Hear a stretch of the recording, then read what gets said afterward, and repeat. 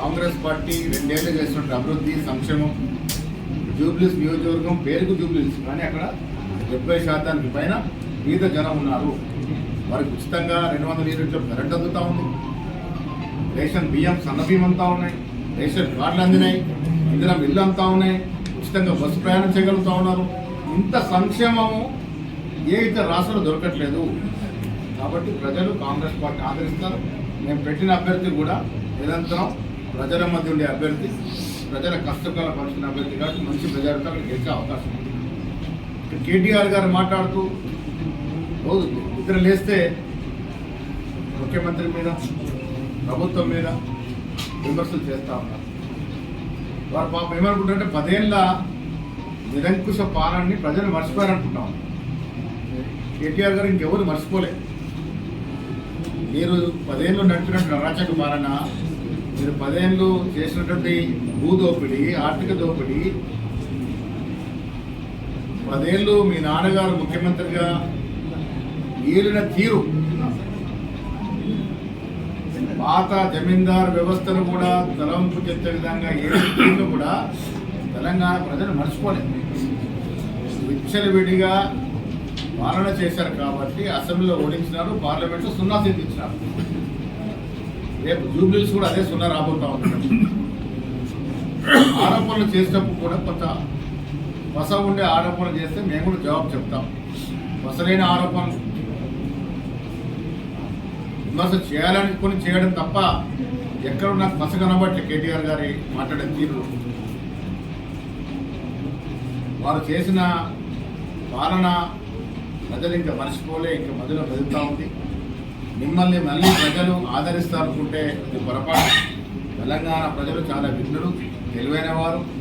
10 ఏళ్ల పాలన చూసినారు, నెమరేసుకున్నారు, ఇంకా మధ్యలో మెదులుతూ ఉంది. కాబట్టి మళ్ళీ ఈ రాష్ట్రంలో టీఆర్ఎస్ పార్టీని ప్రజలు ఆదరిస్తారనుకుంటే అది కల్లా అనే మాట ఈ సందర్భంగా నేను మనసు చేస్తా ఉన్నాను.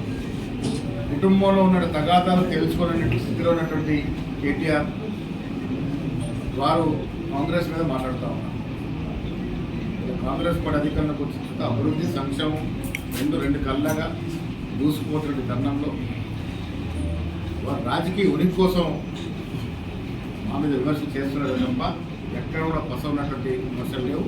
ఏది ఏమైనా తెలంగాణ ప్రజలు చాలా విఘ్నులు. దేన్ని కూడా వాస్తవాలు గ్రహించేటువంటి సామర్థ్యం తెలంగాణ ప్రజలు కేటీఆర్ చేస్తున్న చౌకబారి విమర్శలు పట్టించుకునే పరిస్థితి లేరు. జూబ్లీహిల్స్ నియోజకవర్గంలో మా కార్యక్రమాలు చూసి, మా అభివృద్ధి చూసి, మా సంక్షేమం చూసి తప్పకుండా ప్రజలు ఆదరిస్తారు. 50,000 తగ్గకుండా ఆ నియోజకవర్గంలో కాంగ్రెస్ అభ్యర్థి గెలుస్తా ఉన్నాం. రాష్ట్ర అభివృద్ధి విషయానికి వచ్చినప్పుడు విద్య, వైద్యం ప్రయారిటీగా మా ప్రభుత్వం పోతా ఉంది.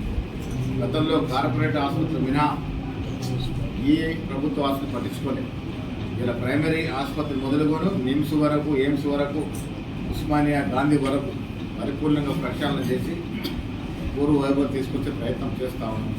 విద్య పట్ల ముఖ్యమంత్రికి ఉన్నటువంటి ప్రేమ, ఇంటిగ్రేటెడ్ స్కూల్స్ తీసుకొచ్చి దాదాపు 80 చోట్ల ఇవాళ ఇంటిగ్రేటెడ్ స్కూల్స్ వస్తూ ఉన్నాయి. నిజామాబాద్ పట్టణం కూడా ఒకే చోట 25 ఎకరాలు లేని పరిస్థితిలో సడలింపు ఇవ్వడానికి కూడా పోయినసారి నిజామాబాద్కి వచ్చినప్పుడు ఇక్కడ ఎమ్మెల్యే గారు విజ్ఞప్తి మేరకు సడలింపు ఇవ్వడానికి కూడా ఒప్పుకున్నారు. 10 ఎకరాల స్థలం నిజామాబాద్ చుట్టుపక్కల ఎక్కడ దొరికినా మరొక ఇంటిగ్రేటెడ్ కళాశాల నిజామాబాద్ పట్టణానికి వస్తూ ఉంది. ఆ అభివృద్ధి కార్యక్రమం కూడా చేసుకునే ప్రయత్నం చేస్తూ ఉన్నాము. బీజేపీ వారు, టీఆర్ఎస్ వారు ఎన్ని మాటలు చెప్పినా కాంగ్రెస్ అభివృద్ధి ధ్యేయంగా ముందుకు పోతూ ఉంది. ప్రజల ఆశలు, ఆకాంక్షలు అనుగుణంగా పనిచేస్తూ ఉంది. కాబట్టి జూబ్లీహిల్స్ ఎన్నికల్లో మేము గెలిచి తీరుతాము. రాష్ట్రంలో కూడా అన్ని రకాల అభివృద్ధి చూసి వచ్చే రోజుల్లో స్వచ్ఛమైన పాలన అందించి ప్రజల ఆకాంక్షలు అందులో పాలన చేసి ప్రజలతో శభాషి కొట్టుకునే ప్రయత్నం చేస్తాం.